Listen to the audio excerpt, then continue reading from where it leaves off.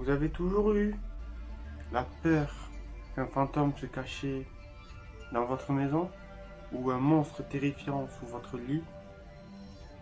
Toutes ces histoires qu'on nous racontait petits, qui nous terrifient, qui nous ont terrifiés, aujourd'hui, soumises à l'approbation de la société de minuit, j'intitule cette histoire l'histoire de l'univers.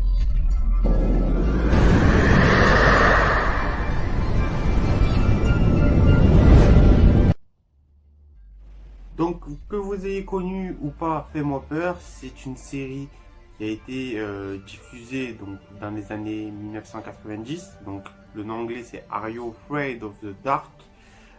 C'est une série télévisée d'horreur pour enfants, produite par Nickelodeon, donc qu'on connaît pour beaucoup de dessins animés. Dans les années, voilà, comme je dit, 1990 à peu près. Elle a été conçue vraiment pour offrir des histoires effrayantes, souvent avec une morale ou un message sous-jacent. Il s'avère parfois que les choses sont ce qu'elles sont pour une raison, et si on essaie de changer ces choses, ça finit mal.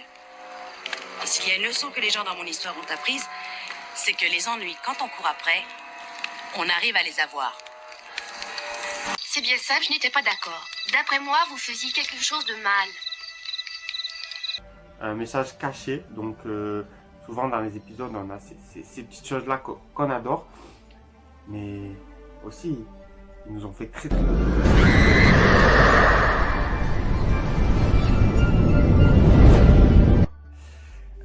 Donc quel est le concept de la série? Parce que c'est vrai que série d'horreur pour enfants, c'est difficile à juger. Donc Fais-moi peur, qu'est-ce que ça raconte? Ça suit un groupe d'adolescents qui sont appelés la société de minuit et qui se rassemblent autour d'un feu, et ils sont du coup dans la forêt pour raconter des histoires d'horreur cette fois-ci. Comme moi, vous pouvez voir dans le décor, je suis dans la société de minuit, c'est moi qui raconte cette histoire-là. Donc chaque épisode, c'est une histoire indépendante, un petit peu comme l'a fait Chair de Poule un petit peu après. Et on a une atmosphère surnaturelle ou étrange, comme vous voulez. Donc durant la nuit, dans les bois, une fois par semaine, les membres se réunissent de la société de minuit, et à chaque fois, ils sont à tour de rôle pour raconter des histoires. Cette histoire s'intitule...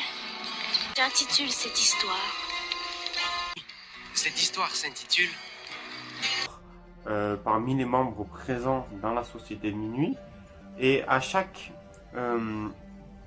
histoire, le narrateur saisit d'une bourse, donc je peux vous montrer à l'écran, qui est remplie d'une poudre mystérieuse. Il en jette sur le feu, comme je l'ai fait au début de cette histoire, avant de dire, soumise à l'approbation de la société de minuit, j'intitule cette histoire. Et là, c'est le déroulement de l'histoire. L'histoire commence à partir de ce moment-là.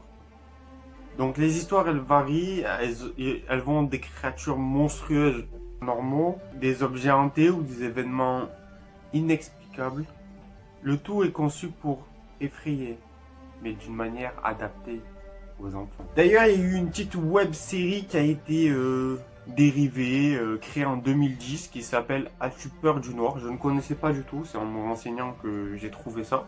Donc j'essaierai de mettre des petites photos, des petits extraits pour vous montrer. Voilà. Si on parle de la série, qui c'est qui l'a créé? C'est Gigi McHale. La musique c'est Jeff Zahn et Jeff Fisher. Tout ce qui est côté production un petit peu, c'est David Winning.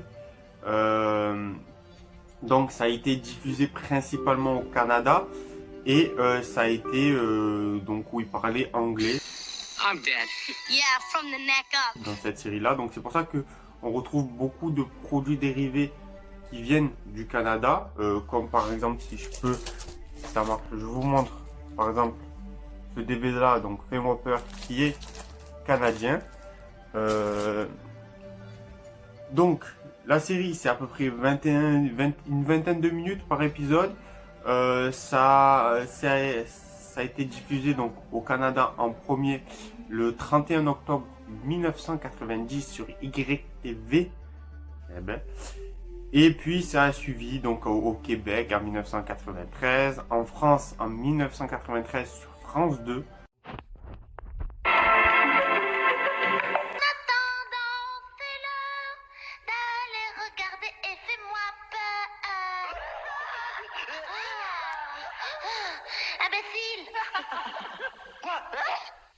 Vous vous souvenez de cette époque où, quand vous rentrez chez vous, vous allumez la télé, hop, un petit épisode de Fais-moi peur, puis 2 années plus tard, un épisode de Chair de poule avec les livres. Voilà, donc ça a été quand même quelque chose qui a beaucoup marqué, donc c'est sorti quand même avant.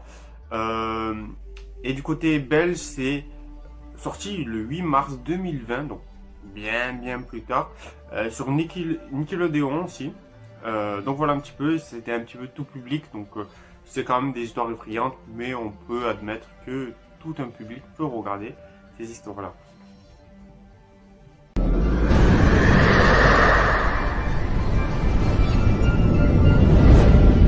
Quels sont quand même les thèmes principaux de ces histoires-là? Parce qu'il y a quand même des thèmes qui reviennent en boucle.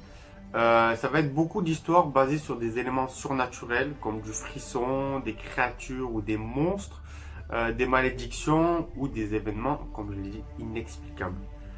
Donc ça va être ça principalement. Le suspense et la peur, l'accent et la mise sur la construction du suspense avec une atmosphère angoissante et des révélations surprenantes.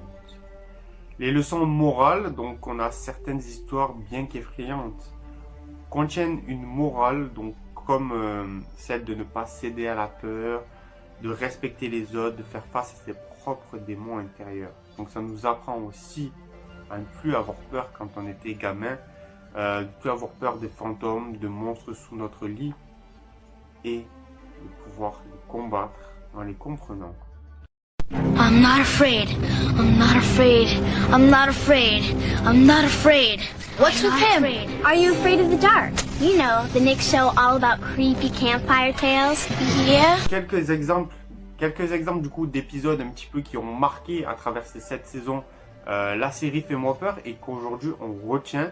On a déjà la chambre des miroirs. Donc c'est un garçon qui se rend dans une maison qui se cache un ancien secret musical avec la porte qui s'ouvre et les yeux rouges qui sortent. Je m'en souviens très bien de cet épisode-là, terrifiant, où il essaie d'entraîner le petit à l'intérieur pour le bouffer. Donc c'est vraiment horrible. On a le jeu du captif. On a dans un frère et une sœur avec son ami qui se perdent dans une forêt.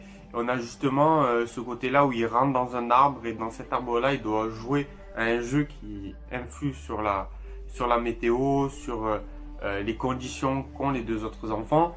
Et il doit justement avoir un dilemme de est-ce qu'il sauve sa sœur ou est-ce qu'il se condamne lui pour arriver à sortir du jeu-là.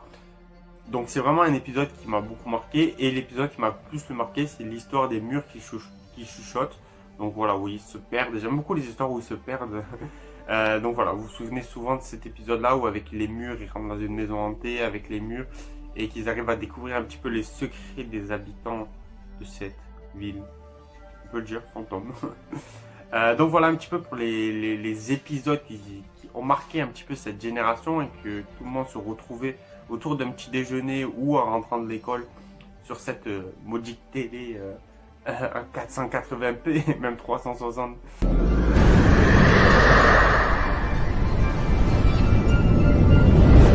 L'impact et la popularité qu'a eu Fais-moi peur, parce que peut-être d'entre vous, il y en a beaucoup qui connaissent, mais peut-être qu'il y en a qui connaissent pas, qui connaissent plus Ghostbump. En fait, la série, elle est devenue un classique pour les enfants dans les années 90. C'est notamment grâce à son atmosphère sombre et ses histoires captivantes. Fais-moi peur a laissé vraiment une empreinte dans la culture populaire, inspirant des générations avec un format d'horreur modernisé, donc parfaite pour un jeune public. Donc c'était vraiment adapté, on va dire, au début adolescence et pour vous plonger un petit peu dans les livres d'horreur. Peut-être dans cette vidéo, beaucoup maintenant sont fans de l'horreur grâce à Fais-moi peur. C'est vraiment une série qui a beaucoup marqué En France, elle est pas mal sortie à la télévision. Ils ont fait aussi des livres sur un peu le merchandising. Il y a eu des livres, mais qui ont été assez passés inaperçus par rapport à la concurrence, qui sont sortis un petit peu trop tard. Et d'ailleurs, donc une série de 23 romans qui sont un petit peu différents, qui représentent un peu différents épisodes.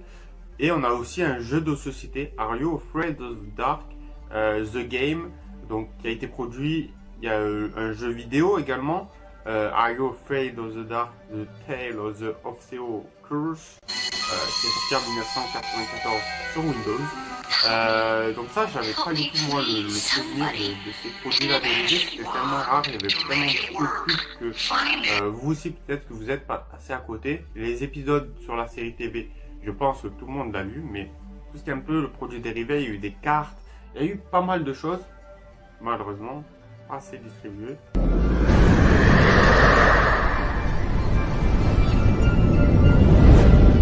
Et on va conclure cet épisode par le retour de la série. Donc en 2019, si vous ne savez pas, il y a eu une nouvelle version de Fame Hopper qui a été produite toujours par Nickelodeon, avec des histoires plus modernes et une atmosphère similaire à l'original.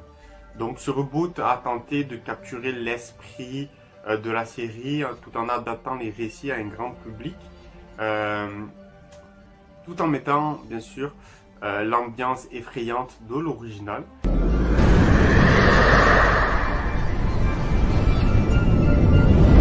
En résumé, une série qui a marqué des générations avec ses histoires d'horreur captivantes et adaptées aux jeunes. Elle reste incontournable pour tous ceux qui aiment les récits mystérieux, surnaturels. Donc voilà un peu tout ce qu'on a pu dire sur Fais-moi peur. Ça a été une série qui a marqué toute une génération de personnes, de préadolescents à l'horreur. Il y a eu quelques produits dérivés qui ont été assez mal mis au goût du jour, mais globalement ça a été une série qui a été vraiment très basée sur l'horreur. Je ferai d'ailleurs d'autres vidéos pour vous expliquer sur les concurrents un petit peu à Fais-moi peur, qui est une série qui m'a beaucoup touché, qui m'a beaucoup marqué quand j'étais un petit peu plus jeune, et dont aujourd'hui j'adore regarder encore les épisodes. Ça a été quelque chose qui a été très bien fait, qui a été vraiment avec du suspense et de l'horreur, tout ce qu'on aime. Sur ce, n'hésitez pas à vous abonner à ma chaîne. Vous voyez qu'il y a un nouveau décor avec cette société de minuit. On se donne rendez-vous donc toutes les semaines pour une nouvelle vidéo. On parlera un petit peu de différents thèmes, de différentes histoires. Donc je vous retrouve pour la prochaine. N'hésitez pas à également me contacter si vous voulez passer dans cette vidéo et intégrer la société de minuit pour me raconter une histoire. Donc on pourra faire une petite sorte d'interview pour raconter une histoire s'il y a quelqu'un qui est intéressé. N'hésitez pas à me dire. Sur ce, on se replonge dans l'horreur la prochaine. Je vais éteindre le feu.